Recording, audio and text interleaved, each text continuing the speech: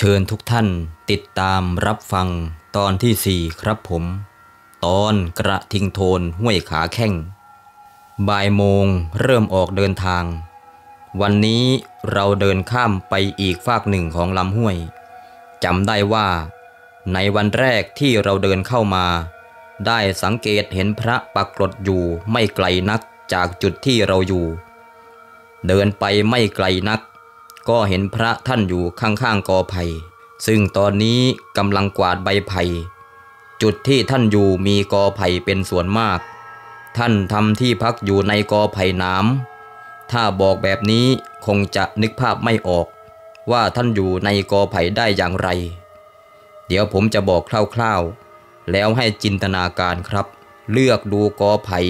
ที่มีกอใหญ่ที่สุดหากอที่ใหญ่และจุดกึ่งกลางของกอไผ่ไม่แน่นมากเราฟันลำไผ่ด้านในให้เป็นโพรงส่วนต้นไผ่รอบนอกก็จะกลายเป็นรั้วทันทีง่ายๆก็คือเจาะกอไผ่ให้เป็นโพรงตรงกลางนั่นแหละให้ใหญ่พอสำหรับปักกลดได้คุยกับท่านอยู่สักพักด้วยความสงสัยก็เลยถามท่านไปว่าท่านอยู่ข้างโป่งแบบนี้เคยเจออะไรบ้างไหมผมจะอธิบายเรื่องโป่งคือจุดที่สัตว์ลงมาหากินดินเค็มและลงแช่โคลนท่านบอกว่าอยากฟังความตื่นเต้นประมาณไหนล่ะเจอทุกอย่างนั่นแหละเอาครั้งล่าสุดก่อนครับผมบอกไปครั้งล่าสุดเจอกระทิงโทนเวลาประมาณ3 ทุ่มท่านสวดมนต์อยู่ไม่รู้กระทิงโทนตัวนั้นมันเดินมาตั้งแต่ตอนไหนพอเงยหน้าขึ้นมาเจอถึงกับต้องผงะใจหายแวบตัวเย็นเฉียบนิ่งงันไปชั่วขณะกระทิงโทนตัวใหญ่มันยืนอยู่ตรงหน้าพอดีซึ่งตรงนั้นเป็นด้านนอกของกอไผ่แต่โชคดีท่านอยู่ข้างในกอไผ่มันยืนนิ่งเงียบก้มหัวลงต่ำเล็กน้อยเอาขาหน้าตะกุยดินทำท่าทำทางเหมือนจะวิ่งชนกอไผ่ก็ไม่ปานแต่ตอนนั้นท่านมีสติดี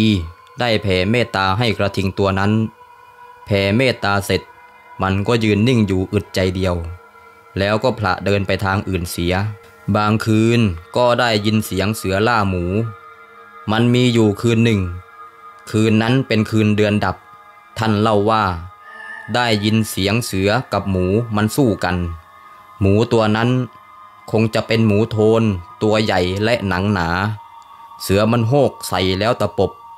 แต่ตะปบหมูตัวนั้นไม่อยู่หมูก็ร้องเสียงหวีดหวิวดังสนั่นเสือโหกคำรามก้องป่าวิ่งไล่กันไปมาหลายชั่วโมงป่าไม้แถบนั้นสูงเทียมเอวแทบจะราบเป็นหน้ากลองท่านได้เดินสำรวจดูในตอนเช้าแต่ก็ไม่พบรอยเลือดหลังจากนั้นก็ไม่รู้ว่าเสือตัวนั้นล่าหมูนั้นได้หรือไม่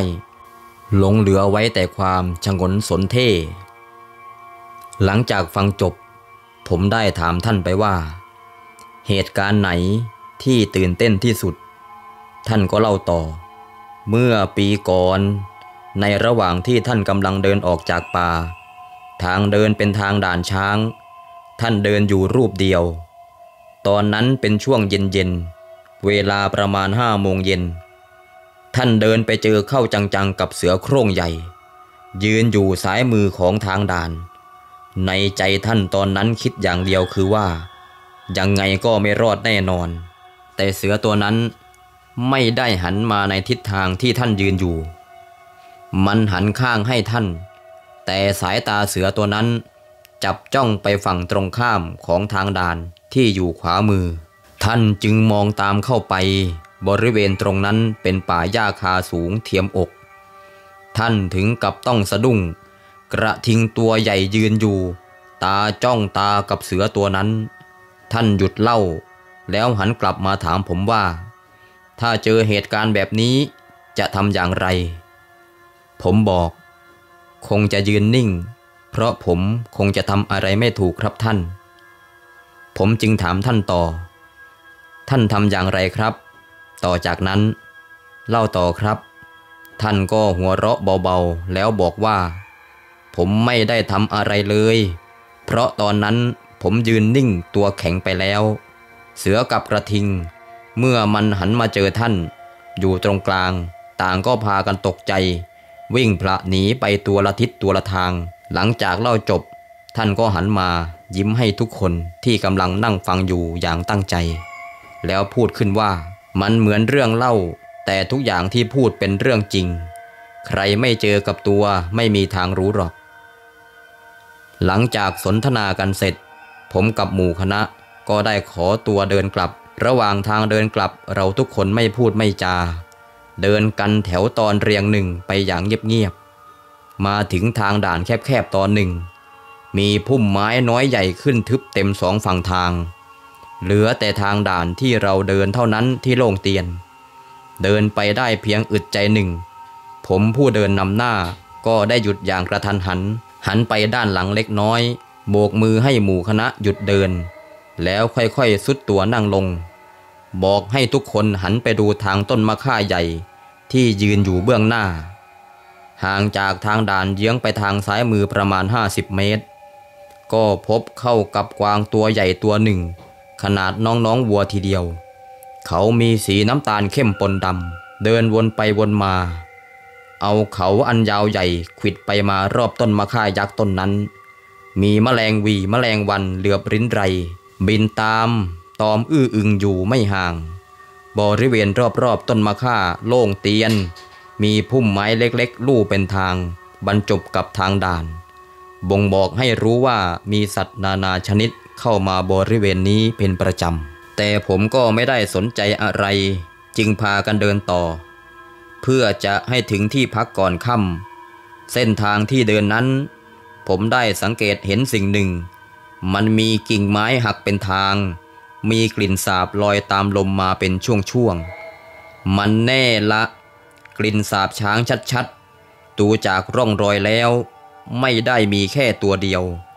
แต่ผมก็ไม่หวั่นใจอะไรมากนักเพราะถ้าไม่มีกรรมร่วมกันเราคงแคล้วคลาดมันก็เป็นอย่างที่คิดจริงๆเดินไปไม่เกิน10 นาทีถึงกับต้องตกตะลึงไปตามๆกันเดินไปจนแทบจะชนเข้ากับช้างจังๆอยู่แล้วโอ้ละพ่อทำไมถึงยืนนิ่งเงียบได้ขนาดนี้ที่แน่ๆข้างหน้าเรามี1 ตัว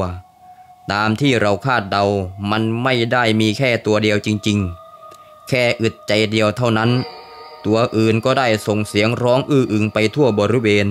เสียงวิ่งชนต้นไม้ระเนระนาดด้วยความตกใจแต่ผมไม่วิ่งหนียืนนิ่งรอดูทีท่าของมันดูว่ามันอยู่ทิศไหนวิ่งอยู่ทางไหนบ้างถ้ามันไม่วิ่งมาหาเราก็ยืนนิ่งได้เลยแต่ถ้ามันวิ่งปรีเข้ามาก็ตัวใครตัวมันละงานนี้แต่ก็เป็นไปตามที่คาดช้างไม่วิ่งเข้ามาหาคนแต่มันวิ่งพละหนีเข้าป่าไปเพื่อหลบเราเหมือนกันถึงช้างจะไปแล้วแต่รู้สึกว่าหัวใจยังเต้นแรงอยู่ถึงจะเคยเจอบ่อยๆแต่ก็ยังไม่ชินหลังจากเหตุการณ์ช้างได้ผ่านพ้นไปผมกับหมู่คณะก็คุยกันไว้ว่าเมื่อใกล้ถึงที่พักถ้าบังเอิญเจอฟืนก็เก็บไปด้วยจะได้ไม่เสียเวลาเปล่าวันนี้มาถึงที่พักเวลาประมาณ4 โมงเย็นเอาฟืนเก็บเข้าที่ให้เรียบร้อยคุยกันครู่หนึ่งผมก็ลุกเดินออกไปเพื่อจะไปอาบน้ำเพราะวันนี้รู้สึกเหนียวตัวมากในระหว่างอาบน้ำอยู่ไม่รู้ว่าจะซวยหรืออย่างไรเสียงเสือคำรามโฮกดังสนั่นป่าหลายครั้งตั้งแต่ยังไม่ทันค่ำกวางและหมูป่าก็พากันวิ่งมุดดงพงหนาออกมากันเจ้าละวันผมก็ได้แต่ยืนจ้องมองอย่างทึ่งๆในลำน้ำคิดในใจว่าคืนนี้เป็นเรื่องแน่ๆขอบคุณที่รับฟังครับผมตอนต่อไปคือเสือเดินวนรอบกรดขณะนั่งสมาธิ